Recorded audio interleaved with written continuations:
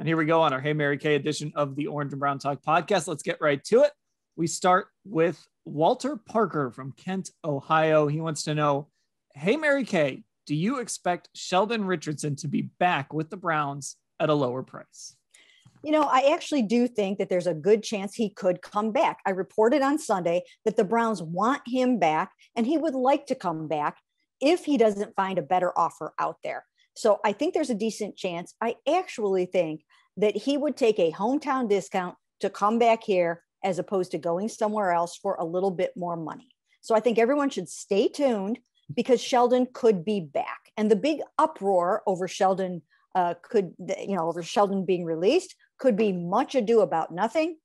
So I really think this could have a happy ending for all. Okay, so that kind of leads us to Roman Graham's question from Cleveland.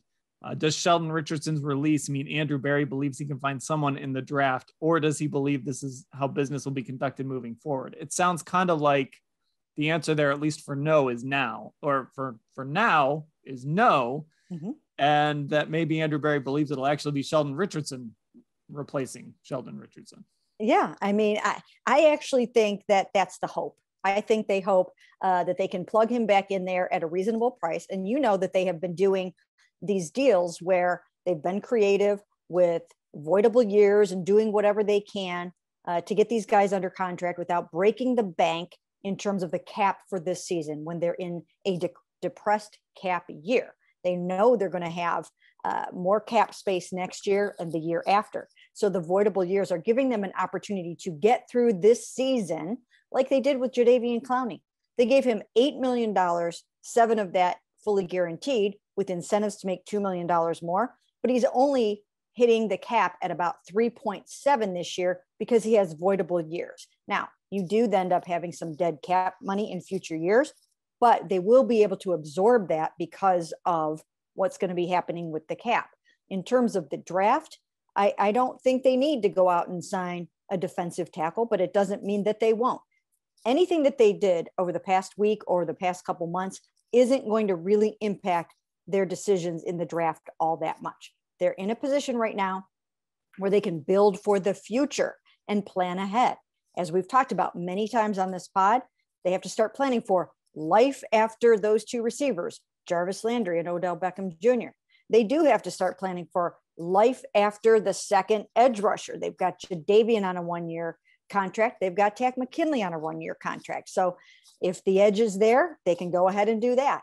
So they're not locked into anything. They're not precluded from doing anything. Now, the second part of Roman's question, though, is I still think relevant because he says, is this sort of how the business will be conducted moving forward?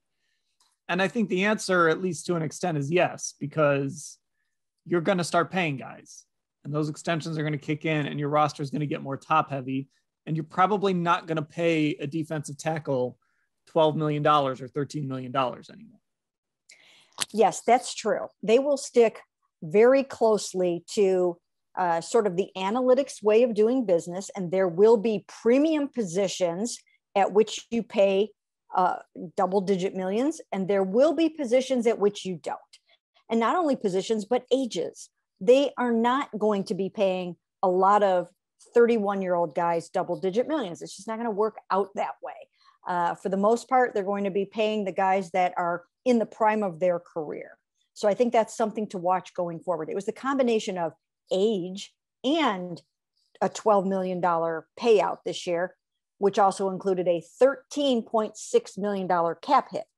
They're on the hook for 1.6 of that. That's the dead cap money here for Sheldon Richardson.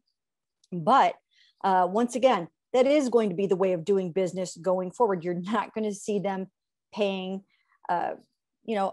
probably a receiver that's turning 30 years old, $15 million, generally. So yes, I would think this is the wave of the future.